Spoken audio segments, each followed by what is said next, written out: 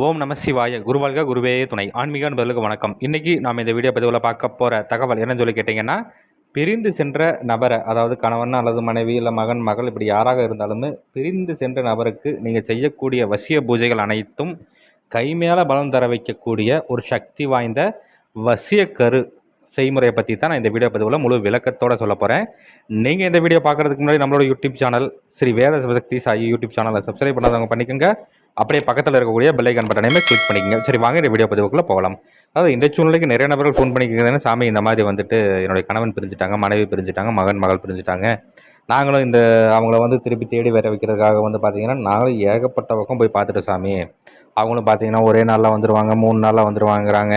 அப்புறம் பார்த்தீங்கன்னா ஏதாவது ஒரு காரணங்கள் சொல்லிக்கிட்டே இருக்கிறாங்க சாமி, நாங்களும் இப்போ பார்க்காத இடம் இல்லை அப்படிங்கிற மாதிரிலாம் நிறைய பேர் சொல்கிறீங்க. அதே மாதிரி ஒரு சில மாந்திரிகர்கள் ஃபோன் பண்ணி கேட்குறாங்க, சாமி இந்த மாதிரி நான் அங்கே போய் படித்தேன், இங்கே போய் படித்தேன், அவங்களும் எல்லா பூரா அந்த முறைகள்லாம் சொல்லி தந்தாங்க, அவங்க சொல்கிற மாதிரிலாம் செஞ்சு பார்த்துட்டு சாமி, ஆனால் எந்த ஒரு விஷயமே எந்த ஒரு நகர்வுமே ஆக மாட்டேங்குது சாமி, எந்த ஒரு விஷயமே செயல்படுத்த முடியல அப்படிங்கிற மாதிரி. அதாவது இந்த மாதிரி கணவன் மனைவி பிரிஞ்ச கேஸு, இந்த மாதிரி மகன் விட்டுட்டு போயிட்டாங்க, இல்லை மகள் விட்டுட்டு போயிட்டாங்க, இந்த மாதிரியான விஷயத்துக்கெல்லாம் நிறைய பேர் கேட்குறாங்க.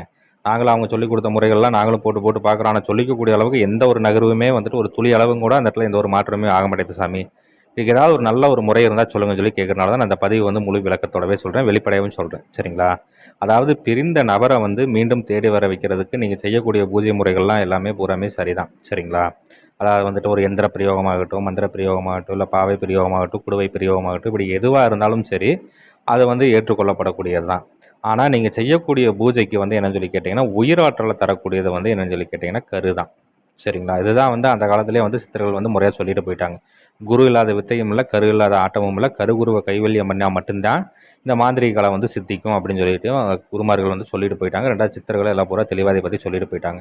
இப்போ அது இல்லாமல் பார்த்துக்கிட்டிங்கன்னா, நீங்கள் எந்த ஒரு பூஜைகள் செய்தாலும் சரி, எந்த ஒரு மை ரூட்டு போட்டாலும் சரி, இல்லை ஒரு எந்திர ரூட்டு போட்டாலும் சரி, இல்லை பாவை, இந்த மாதிரி குடுவை, இப்படி எந்த மாதிரியான எந்த ஒரு பூஜை முறைகள் நீங்கள் போட்டாலுமே அதற்கு அந்த ஆற்றலை ஏற்படுத்தி தரக்கூடியது எதுன்னு கேட்டிங்கன்னா அந்த கரு தான்.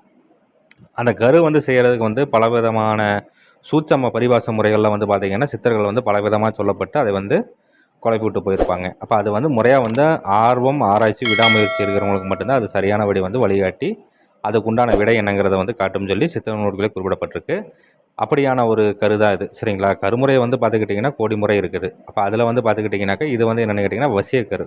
அதாவது நீங்கள் செய்யக்கூடிய வசிய பூஜைகள் எல்லாத்தையும் வசிய மையாகட்டும், இல்லை வசிய எந்திர பூஜையாகட்டும், இல்லை வசிய குடுவை பூஜையாகட்டும், இல்லை வசிய பாவை பூஜையாகட்டும், இப்படி எந்த ஒரு பூஜையாக இருந்தாலுமே அதில் நீங்கள் இந்த கரு சிறிதளவு நீங்கள் அதில் சேர்க்கும் பொழுது அதுக்கு உயிராற்றல் ஏற்பட்டு அது மிக விரைவில் பலன் தர வைக்கும் சொல்லி சித்த நூல்கள் குறிப்பிடப்பட்டிருக்கு. சரி, இது எப்படி பண்ணணும் என்ன இது அப்படின்னு சொல்லி பார்த்தோம்னாக்கா, செய்கிறதுக்கு ஏற்ற நாள் எப்போ அப்படின்னு சொல்லி கேட்டிங்கன்னா கிரகண நேரத்தில் பண்ணலாம். இப்போ அந்த அன்னைக்கு என்ன சொல்லி கேட்டிங்கன்னா, சுத்தமான புணுகு, பூரம், துருசு, லிங்கம் இது எல்லாத்தையும் நீங்கள் முறையாக வாங்கி இதை முறையாக நல்லா சுத்தி பண்ணிக்கணும். ஏன்னா இதில் விஷத்தன்மைங்கிறது இருக்கும்.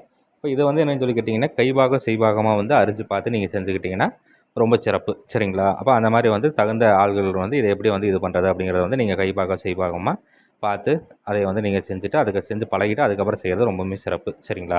இப்போ அந்த மாதிரி என்னன்னு சொல்லி கேட்டிங்கன்னா எல்லாத்தையும் நீங்கள் முறையாக சேகரித்து இதை நல்லா சுத்தி பண்ணிக்கணும்.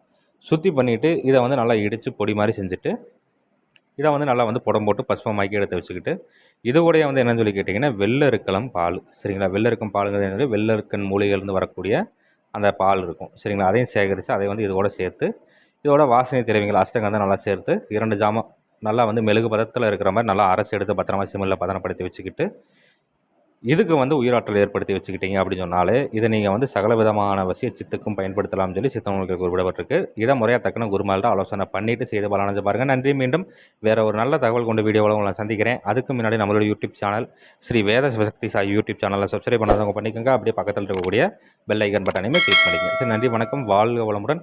ஓம் நம சிவாய. குருவாழ்க குருவே துணை.